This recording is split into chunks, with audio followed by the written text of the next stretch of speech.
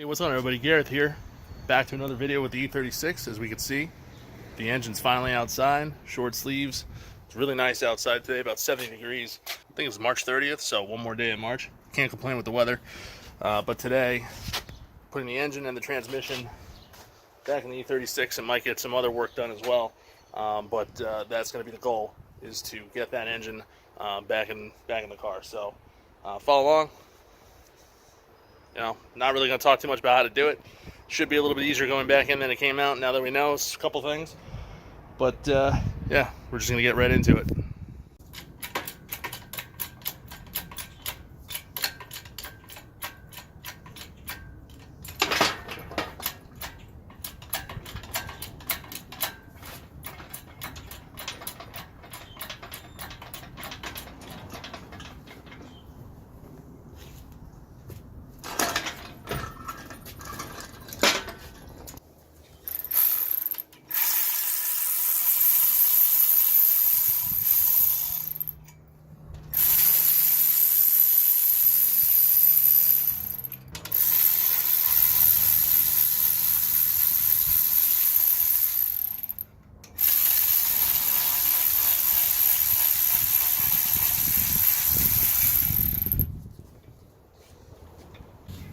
Alright, so before I even install the flywheel, I'm going to be thread chasing every single one of these bolt holes. I'm also going to be using some lacquer thinner to degrease everything.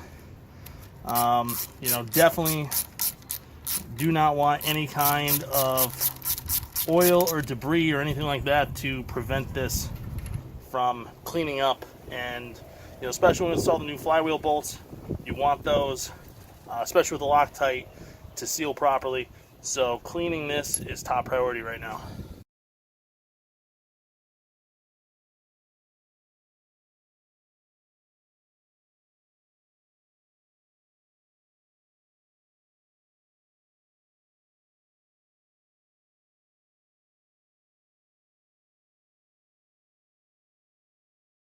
This is completely the wrong puller tool, but it's working. So it's going to be very ginger with it.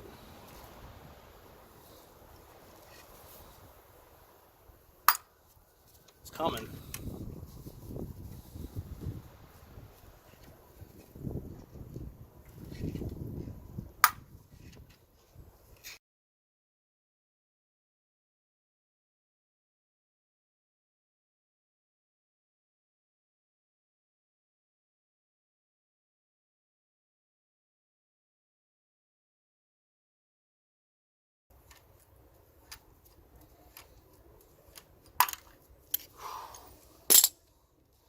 Well, that was sketchy. I thought this was the right size. I was wrong. I tried the grease technique, but I couldn't get enough pressure on the grease behind it, so that wasn't going to work either. This pilot bearing was shot, so glad this came out. Ready to install the flywheel. Now, this is a Fidanza aluminum flywheel, pretty common. There's a couple different clutches you can run on this. I've chosen to run a standard OE E36 M3 clutch, non-sprung. We'll see how that plays out. Go ahead and line this up with the dowel. Drops into place. Now, this is a used flywheel. I did have it balanced, but I'm also using a torque plate on it. This is not included. I do recommend getting one. This one I got from Asco Motorsports. I did make a small compensation. Well, I know the relative range or depth range of the flywheel bolts needs to be anywhere from 13 to 18 millimeter. I'm just going to use an M12 by 1.5 by 30, and that gives me roughly 13.5, 14 millimeters of thread engagement, which is more than enough. I'm also going to be Loctiting these bolts into place, so it shouldn't be a problem.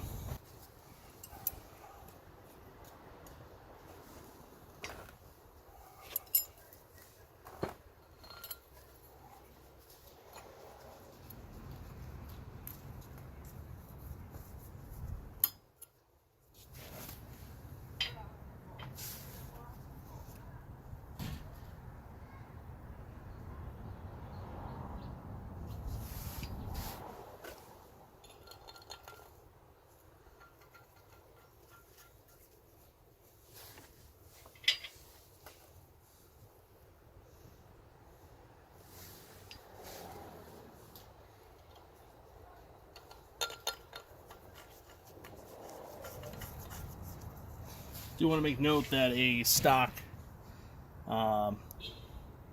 flywheel bolt is not going to work in this application. It's way too long for this flywheel.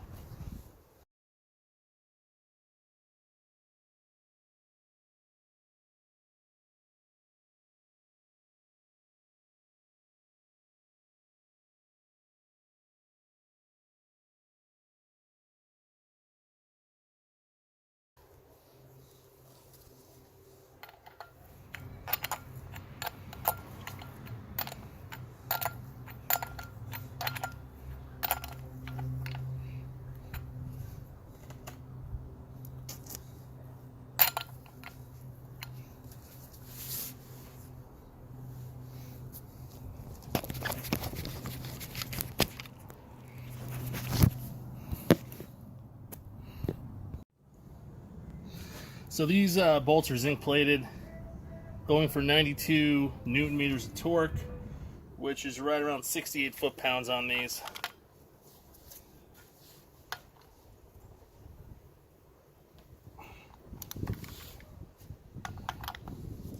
Of course, doing it without turning over the engine.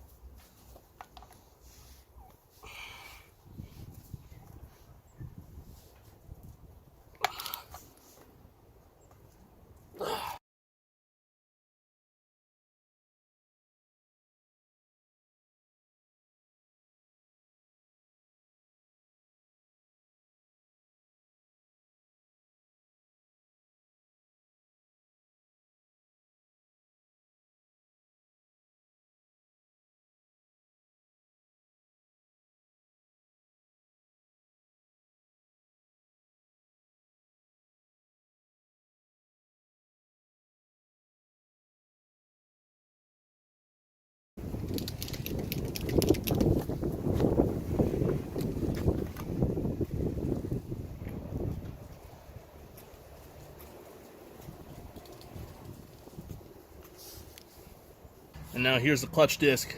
This flywheel was designed to use this clutch. This is the one that they specifically say to use. So I'm using it. It's the OE E36 M3 clutch. Here it's listed motor Saita, and the other one's Gatriba Saita. Obviously this means gearbox side, this means engine side. So we'll just plop it in there with the alignment tool. Kind of hold it in place.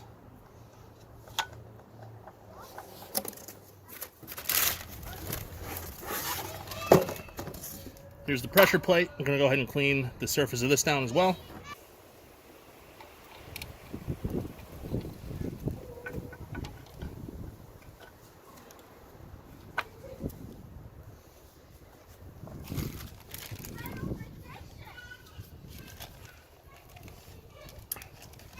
So this is a 240 millimeter clutch, kind of a standard size for BMW. I'm going to thread in some new pressure plate bolts and we'll torque these up in a minute.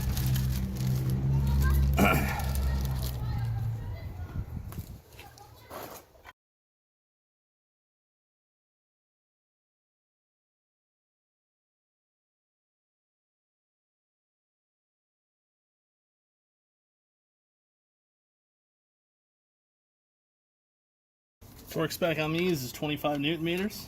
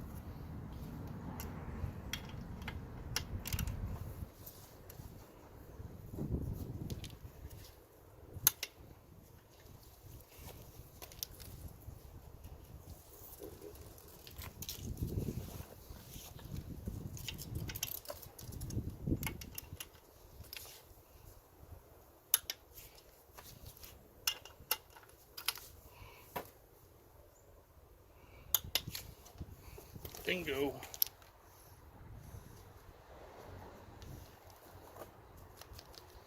All right.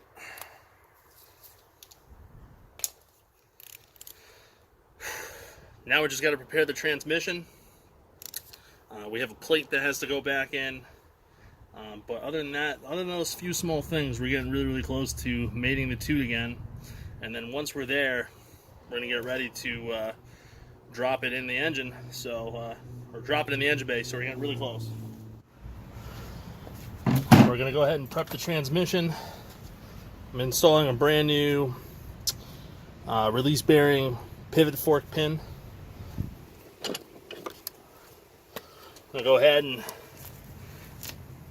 put some anti-seize on this so that it doesn't get stuck.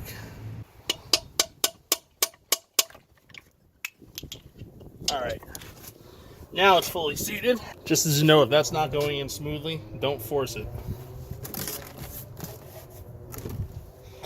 If it's not going in smoothly, it's likely due to corrosion in that bore. So all you have to do is just stop and clean it out. Clutch kit came with a little bit of grease.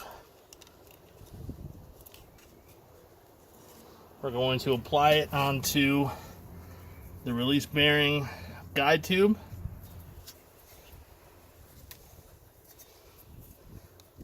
All you need is a thin coating. Don't go crazy with it. If you use a lot of grease, it's just going to attract dust and potentially goop everything up so it doesn't want to move. You don't want that either. I'm going to put some grease on the pivot.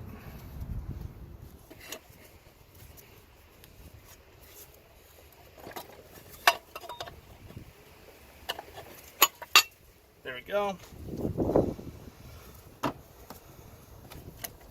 Let's put a little bit of grease on the ears here.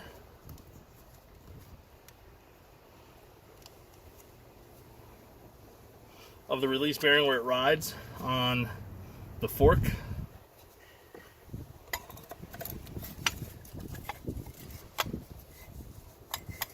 There we go.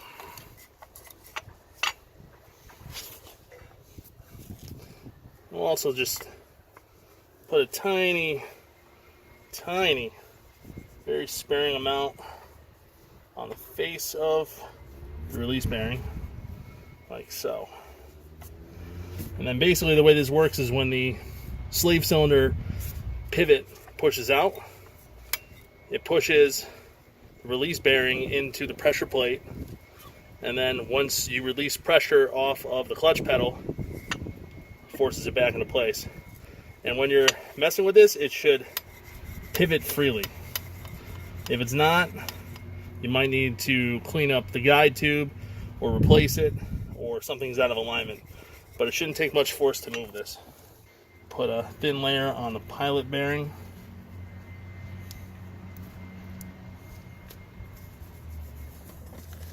You don't want to go crazy with the lubrication on this stuff, because obviously the spin's at a high speed and it can just sling off. So if you get a packet of grease with the clutch kit, you should only need one packet. All right, should be ready to go in.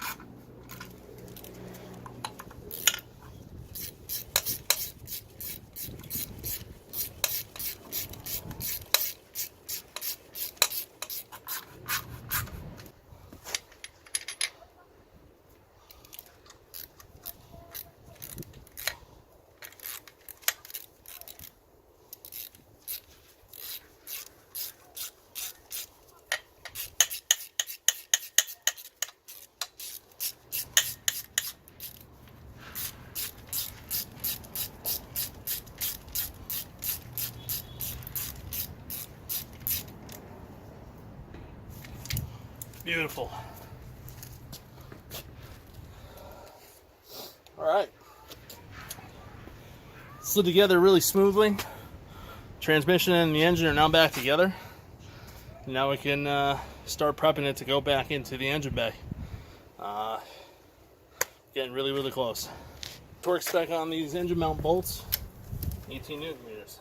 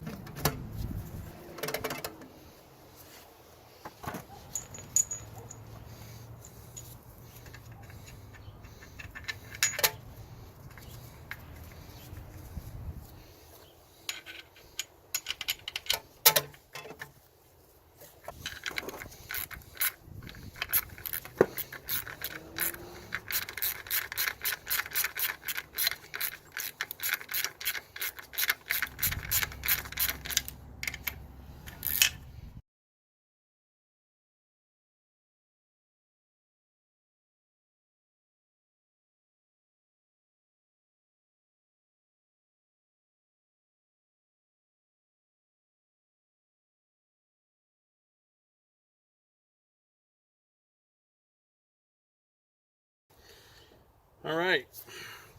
I think at this point, debating whether I should put the engine mounts on now. And, you know, essentially the Revshift mounts that I'm using, they have removable studs. But it might be better if I just install them into the car first and then drop the engine on top. And then I can install the top studs. I mean, either way, the top and the bottom studs you can remove. So I might do that. I might put the mounts in first, and then we'll drop the engine in. I think that's a better idea. We'll do that. So what we're going to do is we're going to prep the Revshift engine mounts for installation. Now what's really nice about these is they have removable studs, which, you know, in some cars it's damn near impossible to install the factory mount without removing the engine support bracket because, you know, there's just not enough room. But on these, we have that option.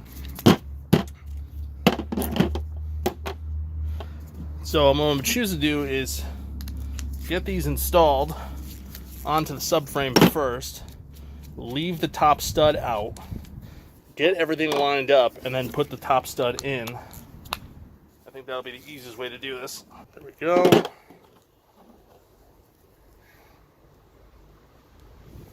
Nice.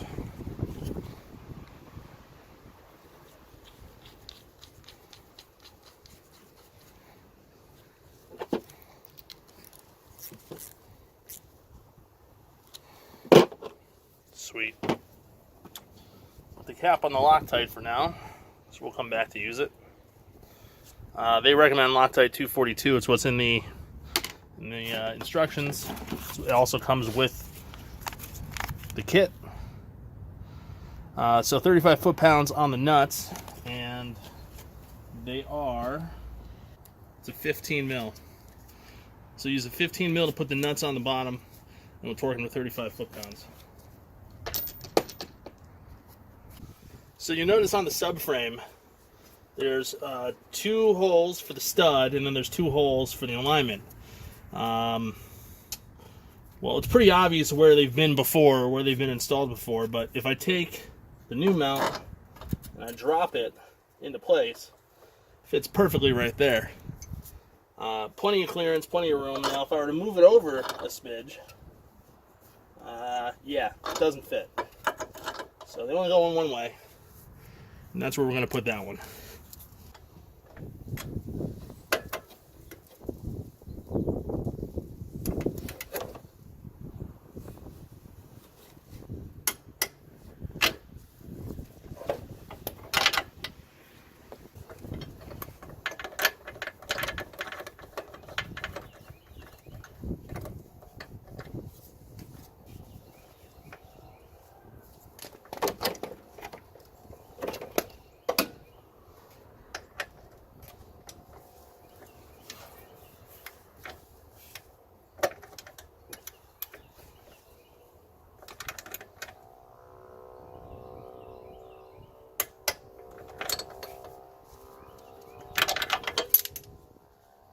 So as you can see, super easy to install.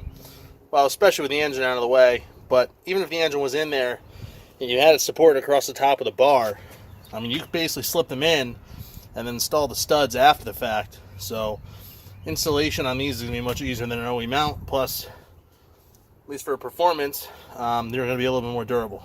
And with that, ready to put the engine in. So let's get to that.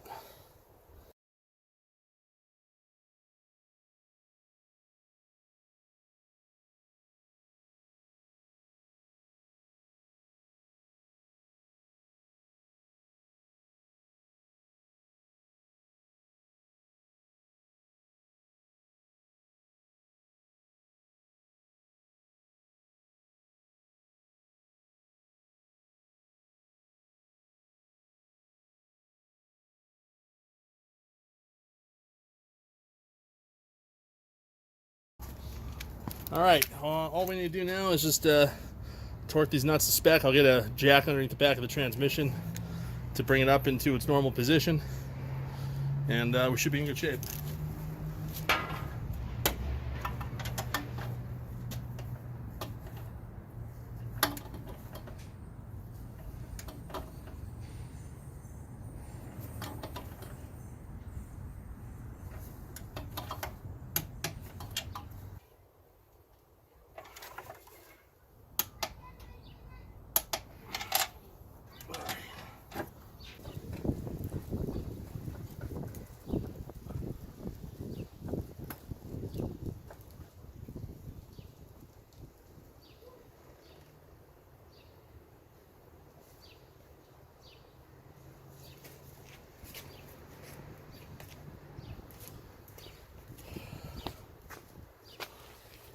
Next up, we need to get the transmission bracket and our new transmission mounts installed. Again, using Revshift, and these do have removable studs. However, we don't need to remove them for this. I'm pretty much just going to place the bracket in, torque the nuts to Revshift's recommendation, which is 18 foot-pounds. I do really like the fact that they give you information or usable information on the product.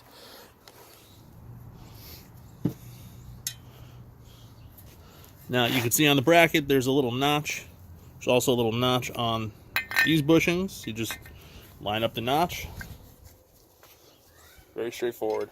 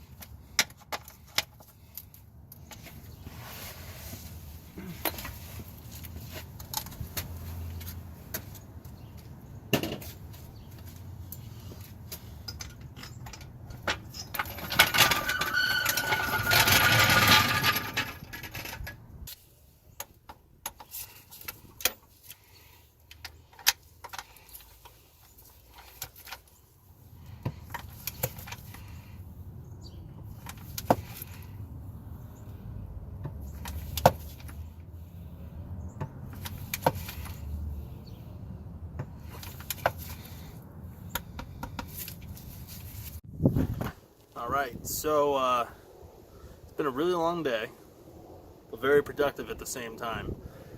You know, engine's in, transmission's in, clutch, flywheel, all of that, all the brand new engine mounts, even hooked up the accessories for the first time, just making sure that everything fits. I do need to remove the power steering pump again, along with the power steering rack. But that's only because I still have to install, you know, the new steering shaft and all that kind of stuff. So, you know, I still have a couple of those kind of types of things left to do on this. Obviously, I still have to install the M3 rear end. I have to do the M3 brakes. I have to refresh the front suspension, new brake lines. I have a lot of shit left to do, but this was a big chunk of the project, and I'm very glad that I was able to get this accomplished today. Obviously, you can probably tell already that it's getting a little bit dark out. It's about 7:30, so I've been working on this for 9 hours. 9 hours with like a 20-minute lunch break and 20 minutes for dinner. So I'm wiped. I gotta get everything cleaned up, get the car covered, and you know, see what the weather's like tomorrow. But based on what I can tell, it's going to be wet most of the day, so probably not going to get that much done. If anything, I would like to get the drive shaft refreshed. That would be great to get that kind of knocked out of the way, but we'll see how that plays out. But either way, really appreciate you watching. Feel free to subscribe. Plenty of videos coming out. Also, go ahead and hit that like button. That way, at least I know the videos are getting seen, and that, you know, whoever's watching them does like it. But other than that, again, thanks for watching. You know, lots more left to do on this car, but signing out, and I'll see you for the